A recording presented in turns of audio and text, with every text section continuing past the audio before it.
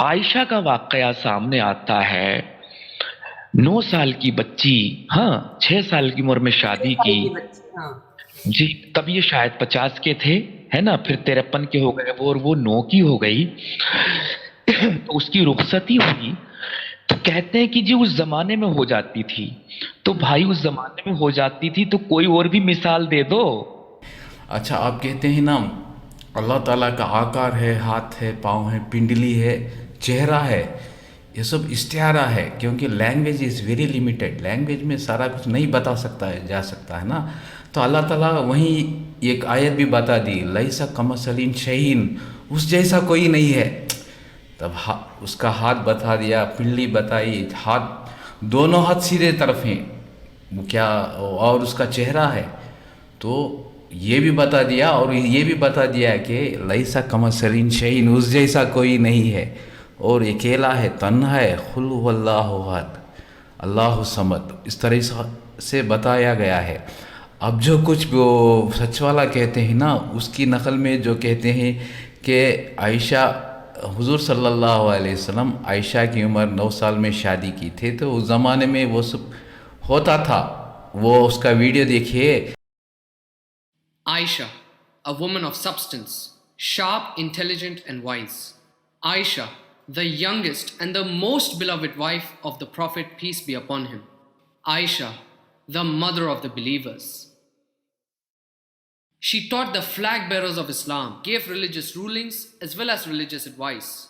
As Zubair said about Aisha, I never saw anyone more knowledgeable of the Quran, Islamic law, poetry, Arab history, and lineages than Aisha radiallahu anha.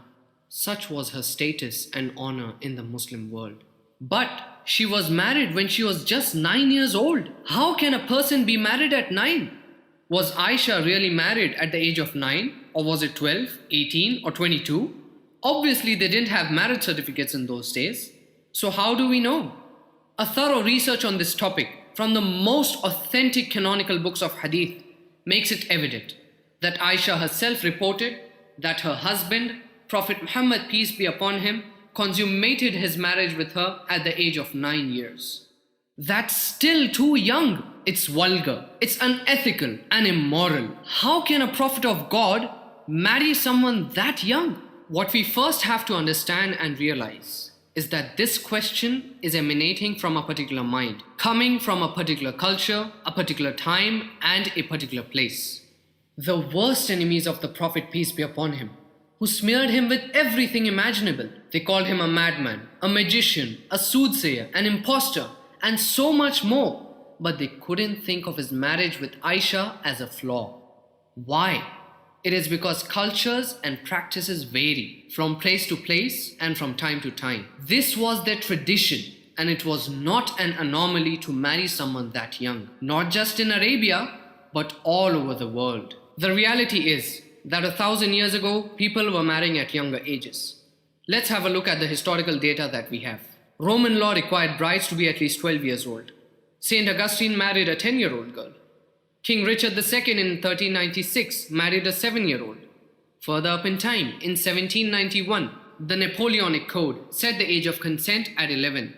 In the United States, in the state of Delaware, in 1880, the minimum age for marriage was 7 years old, and in California, it was 10.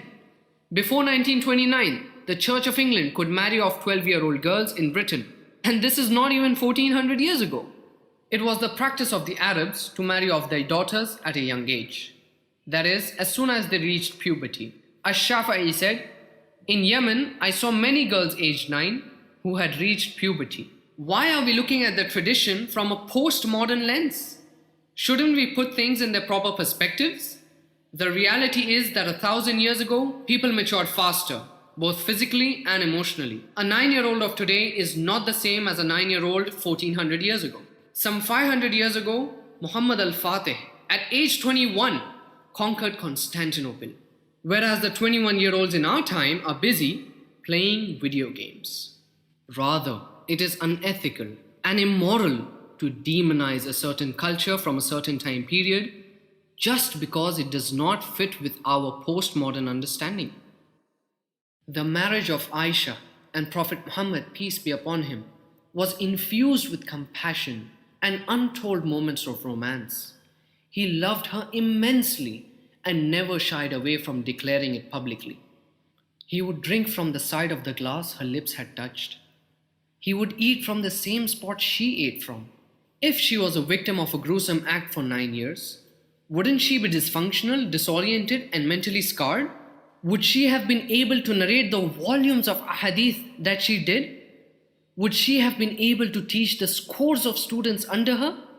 And most of all, would she defend her husband, the beloved Prophet Muhammad, peace be upon him, with such severity when his enemies cursed him? Today, this is a marriage which many choose to slander and abject. But have you acquainted yourself with the truth?